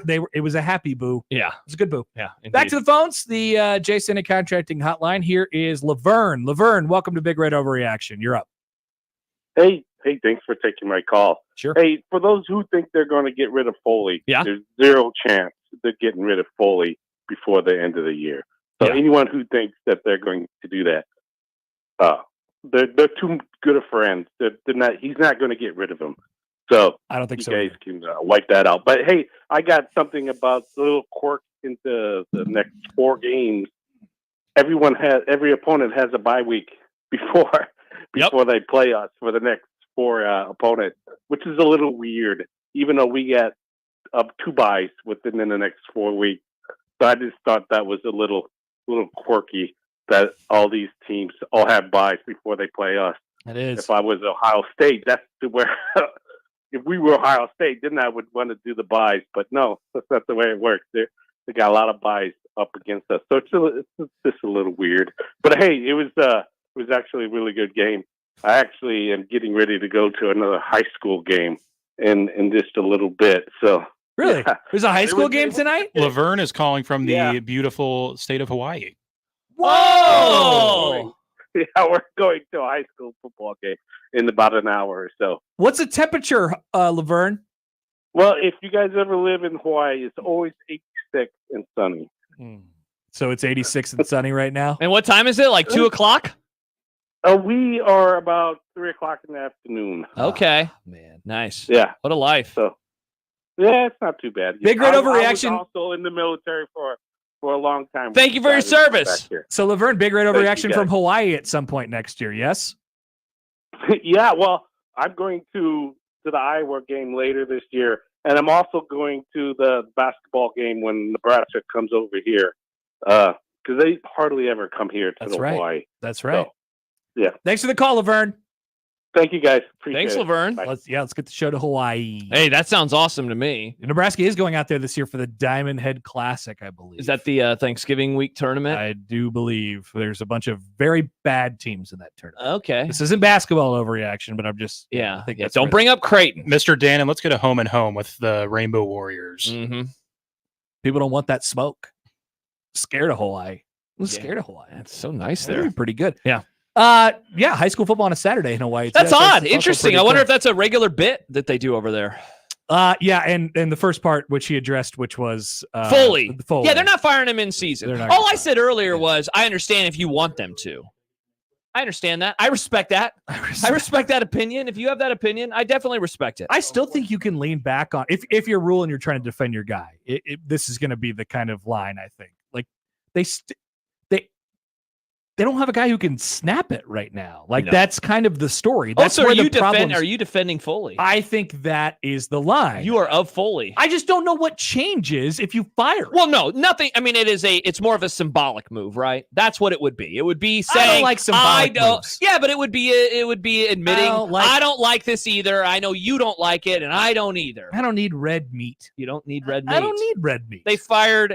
Have they ever done that around here in season? Have they ever done some red meat type firings? They toss the steak out to us, the dogs. Yeah. Because like, remember when they announced Frost was coming back and it was like, but don't worry, we're firing these 4 people. And I was like, Shenander? You know, when that would be the closest thing that I could think Yeah. to it. When they fired decided Shenander the week after they the fired Oklahoma Frost. debacle. Yeah, for sure. That might be the one. Yeah, it definitely might be. Back to the Jason and Contracting hotline. Here is Johnny Utah. Johnny Utah, you're on the Johnny show. Utah was there. All right. Once Good again, take. good beeps. Uh-oh. Good beeps out there. Uh-oh. Here is Danny on the J Senate Contracting Hotline. Danny, you're on Big Red Overreaction. Hey guys, love the show. Calling from Beaufort, Georgia. Man, a lot of out-of-staters. What's up, Danny? What's going on, guys? Hey, I've been wanting to talk about this one guy I've really been loving that has stepped up big time on defense, and that's the transfer out of USC, Wright. He's been playing great. He played great tonight. I didn't see them catch many balls on him. He's up there making plays, making tackles. Been really impressed with him. Sear Wright, And the then, actor. The actor. Mm-hmm. The actor. The actor? The actor? Is that what they call him? That's what we call He him. was in Space Jam 2. Yep. Okay. And then the other thing that I thought was pretty cool tonight was I thought Robert Smith did a really good job announcing the game. I thought he picked up on some things that the quarterback from Rutgers was doing. He really struggled throwing to his right side. He was always throwing behind guys. And he really picked up on that, and you could see that as you were watching the game. Thanks, Danny. Appreciate the call. That is the first nice thing that I have heard about Robert Smith today. The whole day. First nice thing that I've seen. I like Robert Smith as a person. Oh, okay. Yep. I've met him a couple times. Oh, classic Happer. Yeah. He was nice to me. He was. He's a nice breaks the game guy. down so well. He was nice to me. Got him! Yes! What a play! What a play! Sheesh! Woo! Jumanji, this guy's just trolling us about Robert Smith, right? Oh, man. They were very excited about being at Nebraska, it seemed. In the early portions of that game, they were like, yeah, we don't get to come here that often. Robert Smith opined that he had been there doing a game since the COVID year. Didn't he do the Minnesota? I think he called the Minnesota loss. Oh, that's a bad He one. was on either the Minnesota loss or the Illinois loss that year. One of the two bad losses. And so he lamented that he sort of had never seen it really with fans and stuff like that. Uh-huh. And they liked it. They seemed to enjoy it. Nebraska's not on FS1 much. Yeah. I guess. Or not recently. Nick from St. Louis says, so there isn't one person on the roster who can snap it? Ooh. Apparently not. Yeah. I don't. Feels like it should be easier to find snappers. Hey, what by the do way, I know? On speaking of, yeah, on Dylan Raiola's interception, snap high. Yes, bad snap. Ben Scott had 2 bad snaps on that drive, And I think it rushed him a little bit. it looks like it could have been an RPO, and so he ended up having to keep in throw. That said, I mean, it was telegraphed. It was a linebacker, right? He The didn't linebacker see knew exactly what was going on. He didn't. That was rough. Should we? Let's take a break. On Mhm. Big Red Overreaction, which is presented by Equitable Bank, where we take banking personally, and brought to you by Dingman's Collision Center Mechanical Repair, and by No Name Nutrition. Live a better, healthier, more natural life. Still lines open for you guys on the Jason at Contracting Hotline 402-951-1620. We'll also hit another scoreboard update. We get 2 more segments, about half hour, 45 minutes left on the show. Come join us as I sweat through the final 3 innings of a baseball game as well. Yeah. There's going to be a lot of that going on. Uh-huh. We're back after this on Big Red Overreaction on 1620 The Zone and 1019 The Kick.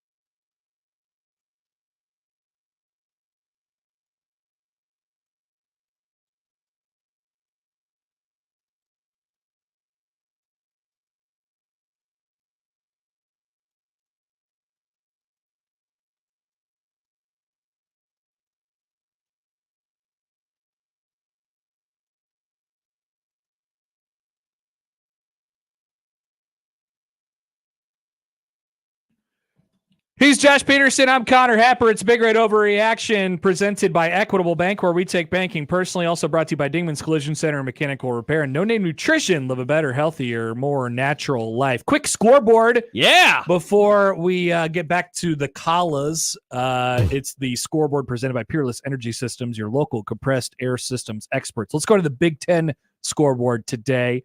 Washington leading Michigan at half, 14-10. In Seattle. Oh, they missed the field goal at the end of the first half. In a rematch of last year's national championship game. People forget. Halftime in Minnesota. 10-10. USC. Dude, Minnesota's doo-doo. What is USC doing right now with this game? Maybe Minnesota's not so doo-doo after all. Either that or traveling is difficult. Maybe it's that. Ohio State beat Iowa today 35-7. Penn State beat UCLA 27-11. Indiana beat Northwestern 41-24. The Hoosiers are 6-0. Wisconsin bashed Purdue 52-6. Yeah, they smoked them. And Oregon beat Michigan State last night 31-10. Also, we'll throw this in Major League Baseball. Oh, the Cleveland Guardians beat the Detroit Tigers 7-0 this afternoon in Game 1 of the ALDS, and the New York Mets beat the Phillies 6-2 to take a 1-0 lead in their series. Royals and Yankees tied at 5 at the stretch time in the Bronx. And if you missed it earlier, the number one team in the country, Alabama, falls on the road 40-35 to Vanderbilt. Also, Tennessee, fourth-ranked team in the country right now, is down 3-0 with 41 seconds to go in the first half. They are in Arkansas Razorbacks territory, so they're trying to either tie that thing up or take the lead. So it's been one of those days, man. Been one of those days of college football. Also, the Padres jumped on the Dodgers in the first inning. Don't want to leave them out either. 3-0 through a half an inning in Chavez Ravine. All right, that's the scoreboard update presented by Peerless Energy Systems, your local compressed air systems experts. Back to the phones on the Jason at Contracting Hotline. Here is Quinn. Quinn, you're on Big Red Overreaction. What's up? Hello, Quinn. Quinn? Hey, sorry about that. All good. So, observation from today, we've relied pretty heavily on Ja'Cory Barney up until this point for, to get us out of offensive holes. And, they were obviously keying on him today. He'll probably be on every single scouting report going forward. Yeah. Which wasn't the worst thing because it definitely set up Bonner's touchdown.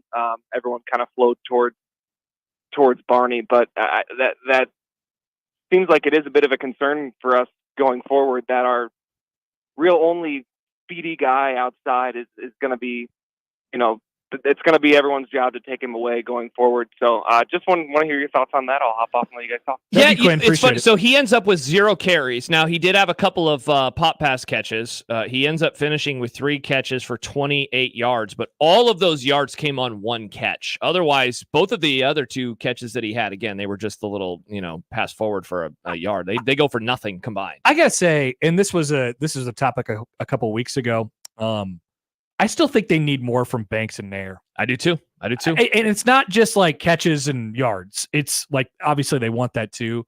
I just think they need those guys. They need to be dangerous. They need they need the defense to be like you at a restaurant in Las Vegas. I respect that. They need defenses to respect them because it would help open up stuff for other guys. Banks 1 catch for 31 yards. Nair doesn't get anything on the stat sheet. You just mentioned that play.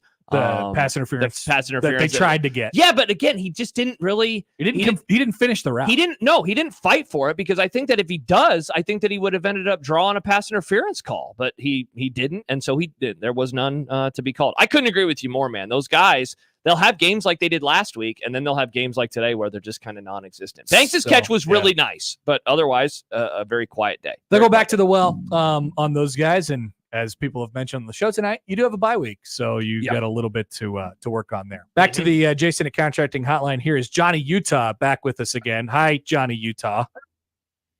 Hey, how are you guys? Hey, Johnny. Amazing. Good. So I was at the game today, and it was super fun. But I was asking, we looked pretty good today. What do you think is going to happen when we play a real team like Ohio State? Pain. Pain? What do you think, Johnny Utah? I think we're going to beat them 48-0. Okay, all right. That'd be sweet. Thank you for the call, Johnny Utah. That would be pretty tight. I think it's going to be really tough because Ohio State is really, really good. Yeah, that game is going to be tough. I certainly think that they can win every other game that is on their schedule. I don't think they will, but I think that they can. The defense, we've been wondering, man, how good is the defense? Yeah. And that performance today was incredibly impressive. Be curious to see how Nebraska approaches a game like that. Like how do you want to try and go punch for punch with them? You know, great question. Because if that's the case, then you just strap up Dylan Raiola and let him go. Throw for 300 if he can. Yeah. He'll probably throw a couple interceptions, but he'll probably throw a couple touchdowns. Or do you just slow it down, suck all the air out like Iowa? You're talking about Iowa. So that's what Iowa did. Iowa They got lost 35-7. They lost by 28 points. Yeah. They lost by 28 points. Nebraska has the potential to be a little bit more explosive on offense. That's why I think like there's a route, there's a path to them hanging in that game. For lacking of pain. Right. But that was never going to be the I don't know, it's a barometer in a way because you want to see where you are, but it's never going to be the one who's like, we lost and therefore season's over. The season and the success of the season was never going to be judged by how they perform or what the final score is of Ohio State. The thing that you worry about is like a bad loss potentially derailing you, but as long as that doesn't happen, you move forward, you lick your wounds, and then you get to play UCLA. And in theory, that if you haven't locked up your bowl berth by that point, you certainly can in that game. I think, how Iowa played them today, I think that would be something that Nebraska would want to do. I think some of it's going to come down to the pressure. Can they get pressure on Will Howard? Because if they can, maybe they don't lose by 28 points, but if they can, their receivers are so good. Yeah, Jeremiah Smith is spectacular. And hey, speaking of that, what does Nebraska's defensive backfield look like at that point in time? How healthy are guys? Are both Hills playing in that game? Because that's still 3 weeks away, so you still have some time before that matchup.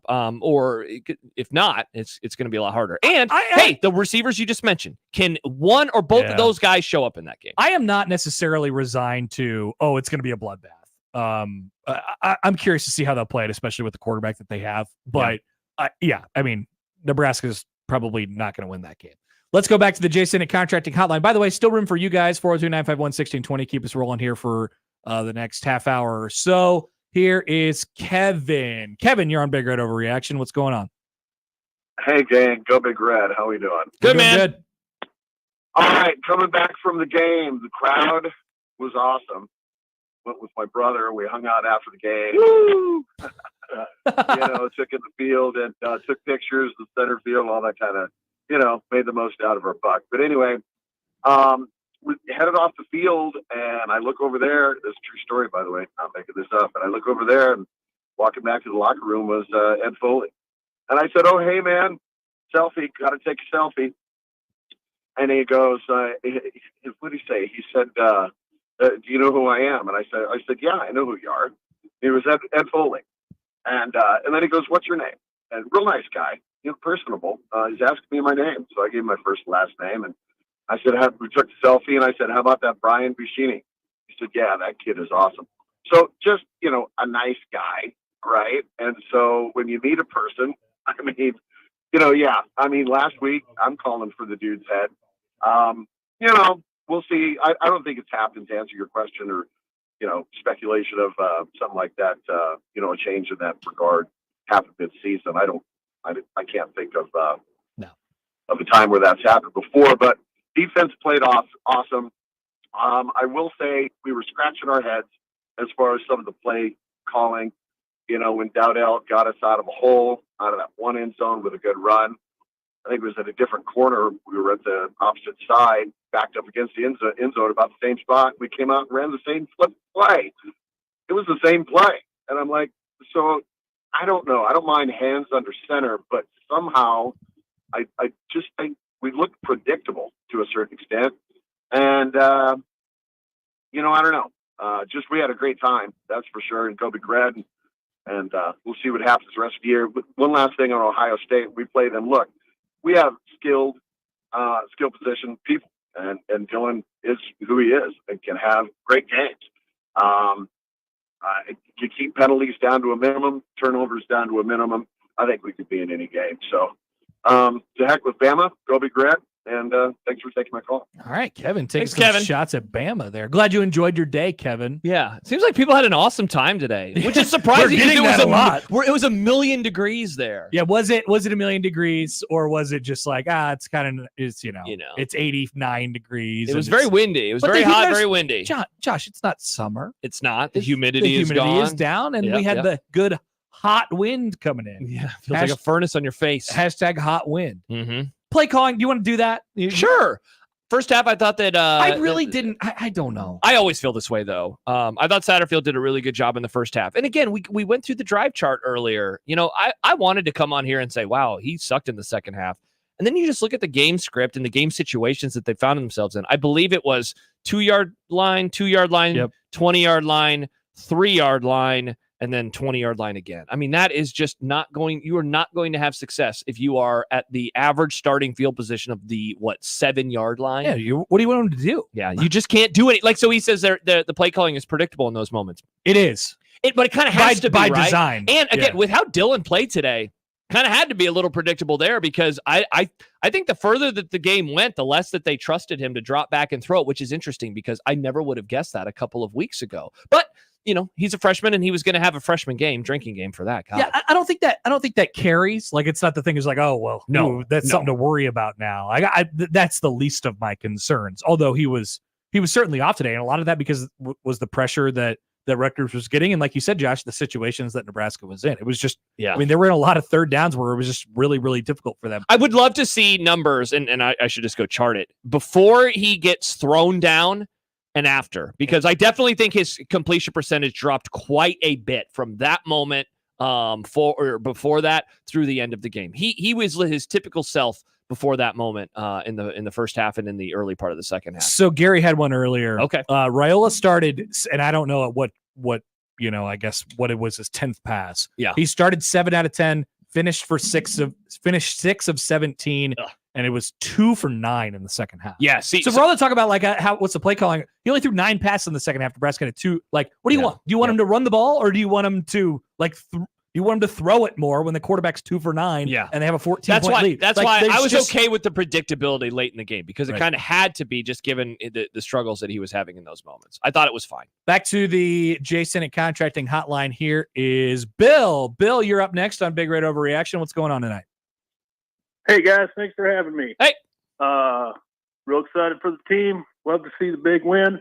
Just wanted to say real quick, Scott Frost team loses that by double digits. Have a good night. Bill, hell yeah. What a great call. Thank you, Bill. Yeah. This is now a theme of each of the 3 Big Red Overreactions that I've done this year. Scott Frost teams would have lost. Yep. So you did Colorado, you did this, and what was the other one you did? UTEP.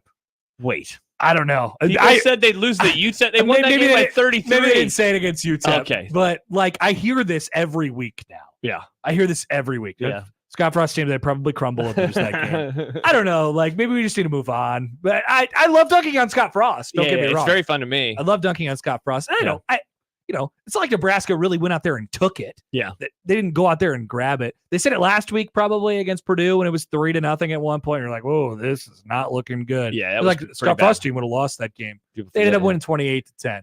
So I don't know.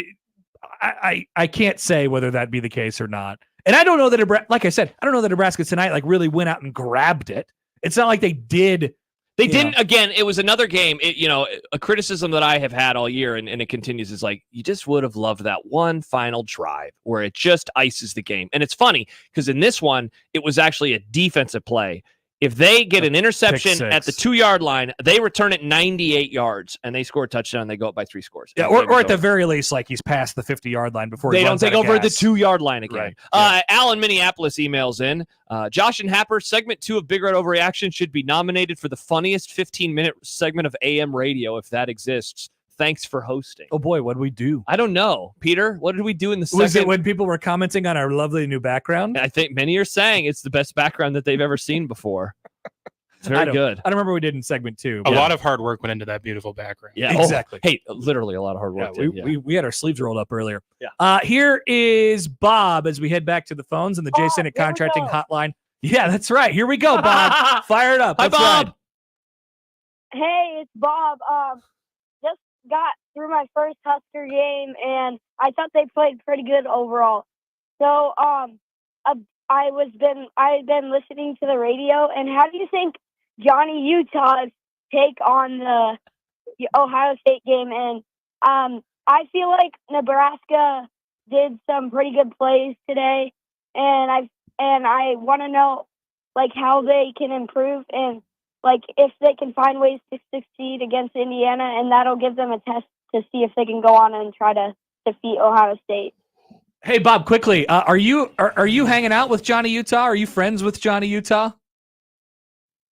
Yeah, I am definitely friends with him. Is that Johnny Utah giggling in the background? I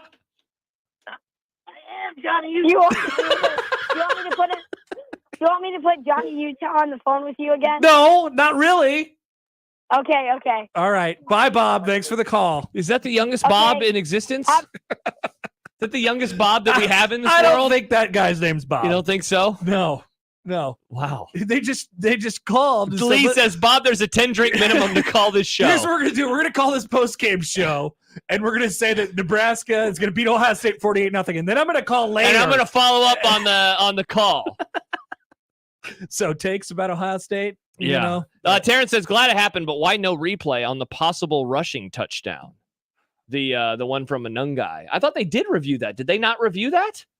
I thought they did. The rushing touchdown. When Monungai, we thought he scored at the 1-yard line, and then he didn't score at the 1-yard line. Oh, I thought he did. Oh, by the way, speaking of reviews, the Fedoni one where he stepped out. Yes. Robert Smith. Respect to Robert Smith. He kept the saying, analyst? He kept saying over and over again, oh, yeah, it's clear, convincing evidence. No, there was never a good shot. No. There was never once a good shot on where Thomas Fedoni's foot was. And then they came back and then they said that it stood, right? Like, because obviously there wasn't a good shot. Yeah. But they were like, just roll this one back. Is clear. Barringer fan. No kids are called Bob anymore. Yeah, nobody does. Nobody names their child Bob. Jordan says, who's out here in the year of our Lord 2024 naming their kids Bob circa 2016? I don't believe it whatsoever. I don't think that was Bob. Yeah. I don't think we got Bob and Johnny Utah. We get the jokesters out. Yeah, for the record, I think Fedoni did score. They just didn't have the angle to prove that he scored. I don't think that he stepped out of bounds. It didn't. If they would have called him inbounds, they would have upheld it as a touchdown, but they couldn't. There was a whole bunch of people over there with their phones. I'd like to see what kind of footage they got. Oh, there you go. Many people are saying there was not a review on the Monungai touchdown. So I don't know. To answer the original question, I don't know. Then I don't know why they didn't review it. They're Big Ten officials. They're bad. What gets reviewed? Yeah. What gets shout challenged? out Nebraska for benefiting from it. What is challengeable? I don't really have any idea anymore. Yeah, I got nothing. Let's take one more phone call before we take our last break here. By the way, there's still opportunity for you guys to get on the show tonight on the J Senate Contracting Hotline 402-951-1620. Here is Bill. Bill, you're on Big Red Overreaction. What's going on? Hey, what about the receivers? It doesn't seem like they're getting separation is one thing. And the second thing have you guys talked about is maybe once in a while just Dylan pulling it down and taking it off. And I'll hang up and listen to your comments. Thank you, Bill. Second one, I don't think he's fast enough, honestly. I don't think he wants to. I don't want him to get to the point where like that becomes his default or like, because that can lead to other things that have breakdowns in quarterback. But like, I don't think he's fast enough either. And I don't think that's really programmed in him. But I think it was getting to the point tonight where he was just getting a little bit skittish and maybe he should have taken off and run sooner or just stood in there a little bit longer, right? Like you don't want to get into that zone where you're thinking about, all right, the clock's ticking on me bad right now because here comes the heat. And then I got to either get rid of it or go. I don't need him to run if that's the question. The first one, we talked about the wide receivers tonight and the lack of separation they're getting. Yeah. I just on the, obviously raw run through the game tonight, those guys leave some more to be desired. They have definitely left some to be desired so far. That's kind of the takeaway from what I have of the receivers. And maybe it comes down to getting those guys involved with some quicker stuff, some shorter stuff. It feels like a lot of the times these are longer kind of developing routes. And by that time, like I saw a replay today before the game of Raiola's touchdown throw to Banks in the Purdue game. Yeah. He threw that before way before he was open, he threw him open basically. And I think that's kind of so I think there's two things there. number one, the receivers got to do a better job of getting into that stuff a little bit sooner. And the second thing is Raiola, I think, has covered up a lot of it so far this year. Yeah. He has thrown some guys open. There was one tonight, the one catch that he had, the one long catch that Barney had. I mean, Barney wasn't open. No. he was not. He just threw it to a space and let Barney go get it. Same with the play that they initially ruled as targeting, and then they did not call targeting. That was another one where it was like, how and the that hell was did he get that it to was him? Nair, right? Yes. Yeah. Nair, and he didn't catch it. He didn't hold on to it. Right. Yeah. So I mean, there's Raiola is still even in a game like tonight. I think he did a lot more good than he did bad. Probably. Yeah, certainly. All right, let's take one more timeout. It's Big Red Overreaction. Last call for phone calls for you guys, 402-951-1620. Give us a call on the Jason and Contracting Hotline. Big Red Overreaction, presented by Equitable Bank, where we take banking personally. Also brought to you by Dingman's Collision Center and Mechanical Repair and No Name Nutrition. Live a better, healthier, more natural life. It's Big Red Overreaction here on 1620 The Zone and 1019 The Keg.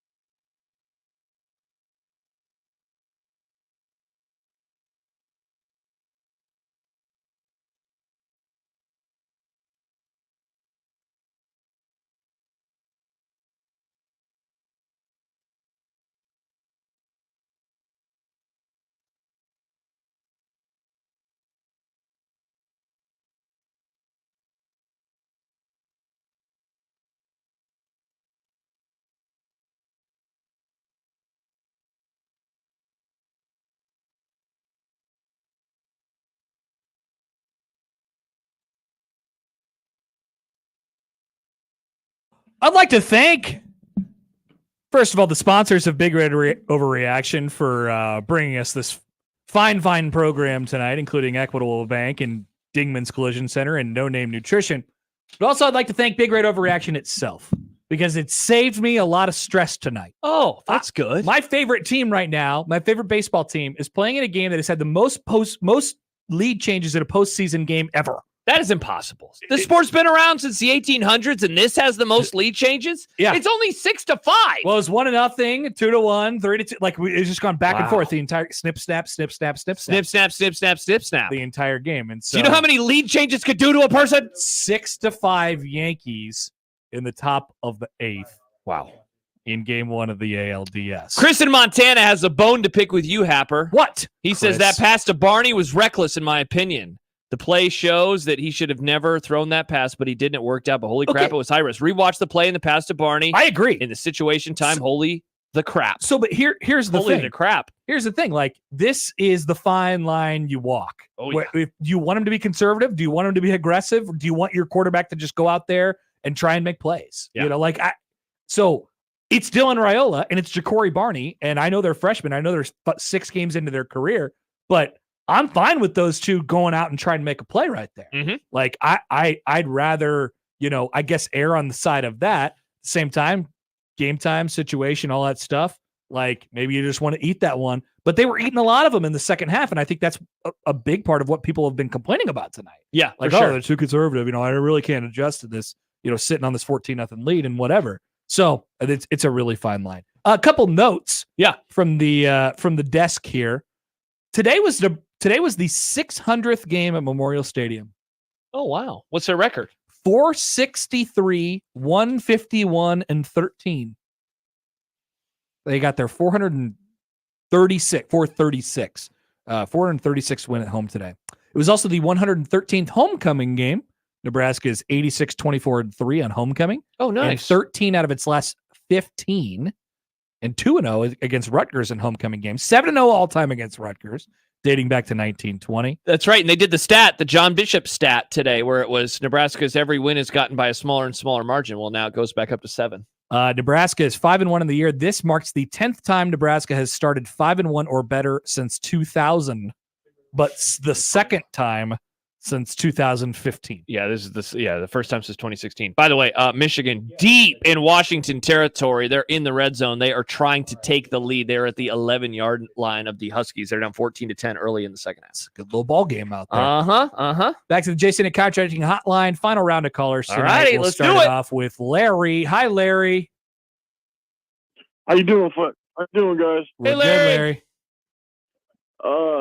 My thing is this: I got a question, more so observation about tonight's game about Raiola. Don't get me wrong, I'm a big Raiola fan. I think his ceiling is, through the limit. When all things said and done, he's probably going to do some of the best things that a Nebraska quarterback's ever done. But that being said, is it me, or is it sometimes when he seems too relaxed out there? Too poised? Yeah, I don't know. I would just rather err on the side of that, Larry. Like I like him being the calming influence out there. Because, like I said, some of his receivers have taken some pretty big licks across the middle. Is that him being touch passes, or is that him hanging them up? That's what I'm thinking. I don't care personally. I think any way you can get him to the guy, you get him to the guy. If they got to take a hit, they got to take a hit. Okay. I was just wondering because sometimes it almost seems like he was disinterested. I don't know. That's just my observation. I know he's not, but that's just kind of the look that I got, It's an adjustment, Larry. I'll say that compared to what Nebraska's had. That's for sure. Well, I guess it is probably considering the panic buttons that most of the years we've had. No doubt. All right. Big win. Go Big Red. Have a good night. Thanks, Larry. Thanks, Larry. Husker Country says agree that Raiola shows lackadaisical effort. Yeah, like what do you want him to, you want him to throw it 100 miles an hour? I don't know. I think they really, really want him to rip the ball in. They don't like that. I'd like to see that from time to time, but it's all situational. It just depends on what you could do. Yeah. Now, a lot of what you don't see, like a lot of what you're complaining about, I guess in this case is, like he'll celebrate. He'll get people fired up. Yeah. He was chirping at the Purdue student section last week. I don't know. I think at the end, he was just really frustrated by what was happening. Stu Manji writes in. Yeah. Connor Happer out here for getting your receivers killed. Yeah, what in the world, bro? That's a bit rough. If they catch it, they catch it, right? They do. Yeah. I like it when they catch it. It is nice. Sometimes you got to get smacked. Yeah. In order to catch it. Alex and Lingus says, can we get another Johnny Utah take before you log off? I don't know if Johnny, it looks like Tim is up next. Yeah, let's do Tim. Does Tim know Johnny Utah? Tim, you're up next. What's going on? Hey, fellas. Thanks a lot. Great show. Thanks for taking my call. Thanks, Tim. I just have a couple comments, then I'll let you guys answer off the air. Okay. I guess my concern was at halftime, we decided to want the wind at our back for the fourth quarter. Yes. And you remember they had Bud Crawford come in and talk to him and said, if you got them down, put your foot on their throat, So that the message to me was mixed. Like, okay, they might come back a little bit in the third, but we'll have the wind at our back at the fourth. And it's kind of like, you've seen NFL teams go into prevent defense, and usually it prevents winning. The other team just goes right down the field. So I don't like the playing not to lose. I think I'd like to see this team be more assertive and more aggressive and just go for the throat. So, you think taking the wind at their back was being like too passive? Well, what I'm saying, if you listen to me, is that we had a chance to take them out in the third quarter. Sure. But we thought, okay, we're going to wait till the fourth quarter. No. So that gives them a chance to regroup. And instead of like taking them out when you can, you're saying, okay, we'll win it in the fourth. So I don't know. I might be all wrong. I've probably forgotten more football than most of you guys know. So Nice. I'll listen off there. Thank you. Thank you, Tim. Appreciate it. This is Tim Walls. Thanks, Coach. I don't think that they were waiting for the fourth quarter to do the better offensive plays. I think it was because they started at the 2-yard line, and you want the wind at your back because if you have to punt with the wind at your back, that's better than punting into the wind. It is strategy. You're given the option to have the wind in the fourth quarter, and it's like, we'll take it in the fourth quarter. It's not waving the white flag in the wind, though. Let's theoretically say, all right. Hey, the Buschini punt saves the game for them, right, Happer, in the fourth quarter? Right, yeah. They wouldn't have had that probably if they were punting into the wind. Let's theoretically say that they have the wind in the third quarter and have everything stays the same for the first half. Obviously, if this situation happens, we're changing everything for the first half of the game. But let's just say, okay, they have the wind to start the third and they go to stomp on their throat, but they don't. Yeah. And the offense stalls and Rutgers with the wind behind them is able. Then what? Then you got the wind going against you in a tight game in the fourth quarter, right? Yeah. It's just strategy. It's football strategy. It's just football strategy. Yeah. It's not like sending a message or anything like that. It's just that's what they decided. Got to know ball, I guess. Let's go back to the J Senate Contracting Hotline. Here's Tyler. Tyler, what's going on, my friend? Tyler. Uh-oh. He was the penultimate caller. There we go, Tyler just in. So I was watching the game today. I feel like that Nebraska offense. Oh no! Did I do this again? Hold on. Let's hear Let Tyler cook. Yeah.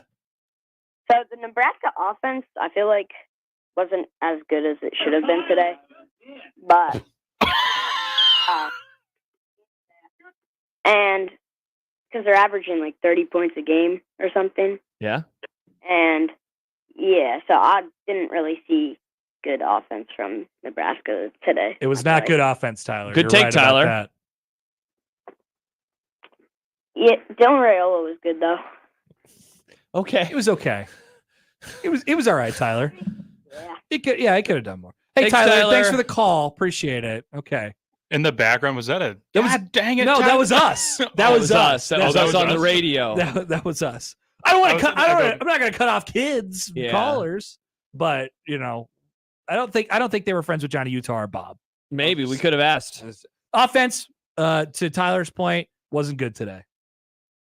No, but also Dylan was also not very good today. Yeah. Interesting call. We love Dylan Raiola. We do, yes. Yeah. He threw, let's memorialize this. He threw his worst pick of his career today. Horrible interception. Bad interception. My goodness. Let's Last go one? One last call. If you're calling now, sorry. Yeah. Too late. Yeah. This is Tom on the J Senate Contracting Hotline. Hi, Tom. What's going on? Hey, how's it going, guys? Hey, Tom. I was just wondering, like, when you guys think about the three phases of football, Yep. Like offense is whatever, we've talked about that at nauseum, same with defense, but just your guys' opinion on special teams. From my viewpoint at 30,000 feet, it's frustrating, and just kind of wondering what you guys think. No doubt about it, Tom. It's Fine frustrating. question to end the show with. Thank you for the call, Tom. It was bad tonight. Very, very bad. That is something that did not cost them in this one. It did not cost them in this one, but it certainly could in a game to come. You can hit the outbed, Peter. Peter's entranced. I'm sorry. He's entranced by the rules. I loved it. I've been pretty good until the end here. Hey, it's okay. Thank you. It's a big red overreaction because it saved me a lot. Now you get to go home and get stressed about the game. See, this is now the next problem. What are you going to do? I don't think that I can go home. Yeah, I'm leaving. I know you are. Yeah, I'm going to leave. I have to put the sign back in our Yeah, what are we hallway. doing? Yeah, are we moving that back? You can leave. It's fine. I'll help. I don't want you to have the martyr baton about the sign. Thank you to the many, many callers tonight. Now the great thing is you get to have it's 10 more radio shows before the next game. But this is the most recent taste in our mouth. A win. 5-1. One win away from a bowl game. Appreciate Equitable Bank, where we take banking personally. Appreciate Dingman's Collision Center, mechanical repair, and No Name Nutrition. Live a better, healthier, more natural life. That is it for us tonight. Josh Peterson, Connor Happer, Peter Krenzer producing. This has been Big Red Overreaction.